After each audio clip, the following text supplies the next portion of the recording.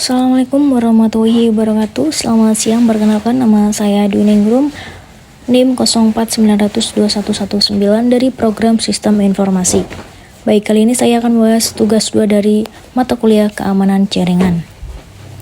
Baik, pada kesempatan kali ini saya akan mempresentasikan praktikum mata kuliah keamanan jaringan mengenai konfigurasi NAT overload menggunakan Cisco Pocket Tracker. Pada praktikum ini, tujuan utama yang ingin dicapai adalah memahami bagaimana mekanisme NAT overload bekerja pada router Cisco, serta bagaimana proses translasi alamat IP digunakan atau dilakukan ketika klien mengakses server. Sebelum masuk ke tahap konfigurasi, terlebih dahulu kita mempersiapkan beberapa hal, yaitu 1. Aplikasi Cisco Pocket Tracker. Yang kedua yaitu file simulasi NAT PKT yang sudah disediakan.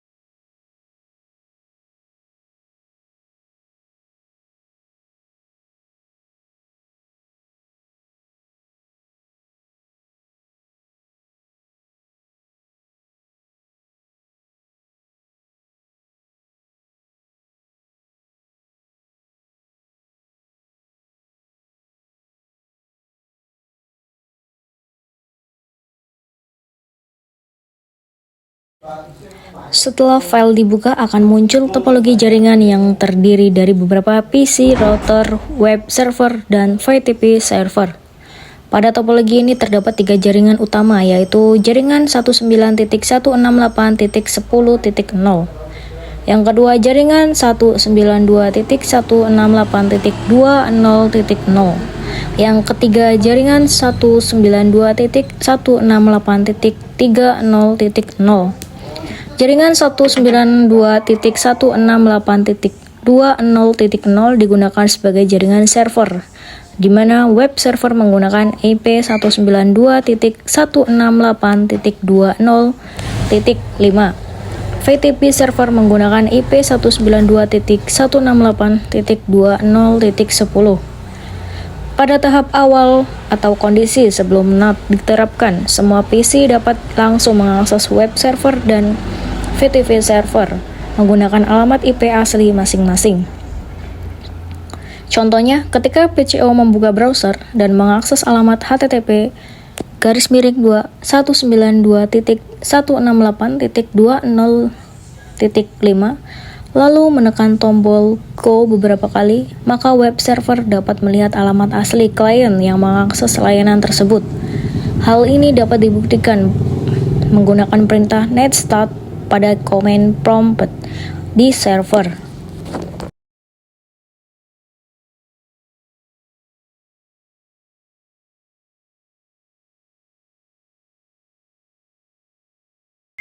Begitu juga saat PC4 mengakses VTP server menggunakan perintah VTP 19.168.20.10. Server masih dapat mengetahui alamat asli pengirim, misalnya 192.168.10.7 atau 192.168.30.5.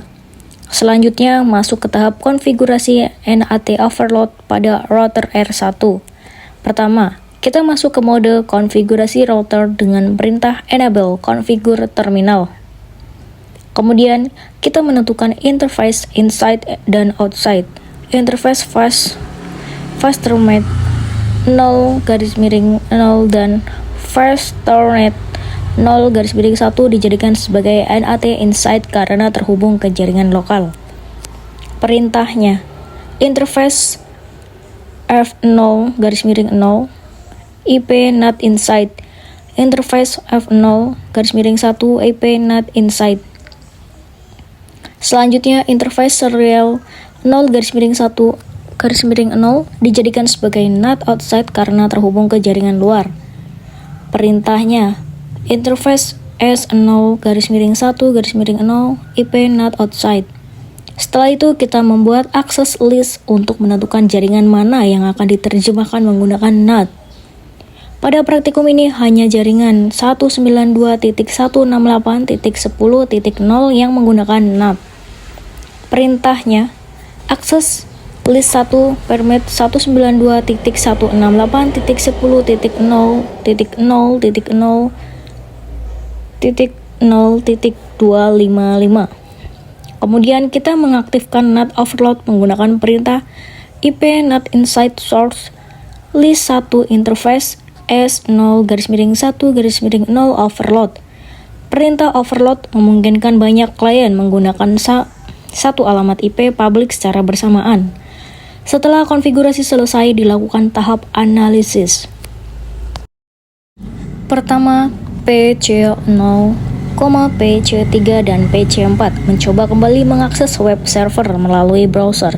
Kemudian dilakukan pengecekan menggunakan netstat pada web server. Hasilnya menunjukkan bahwa host dari jaringan 192.168.30.0 masih terlihat menggunakan alamat IP asli. Sedangkan host jaringan 192.168.10.0 sudah terjemahkan menjadi alamat 192.168.50.1. Hal ini menunjukkan bahwa proses NAT berhasil dilakukan. Untuk melihat proses translasi NAT pada router, digunakan perintah show NAT translation. Perintah ini menampilkan perubahan alamat IP private menjadi IP hasil translasi NAT. Pengujian yang sama dilakukan pada layanan VTP. Dan hasilnya menunjukkan bahwa NAT overload bekerja dengan baik pada kedua layanan tersebut. Kesimpulan dari praktikum ini adalah NAT overload memungkinkan beberapa host menggunakan satu alamat publik secara bersamaan, sehingga penggunaan IP menjadi lebih efisien dan keamanan jaringan meningkat karena alamat IP asli klien dapat disembunyikan. Sekian presentasi dari saya mengenai konfigurasi NAT overload menggunakan Cisco Packet Tracker. Terima kasih atas perhatiannya, Bapak dan Ibu. Selamat siang. Wassalamualaikum warahmatullahi wabarakatuh.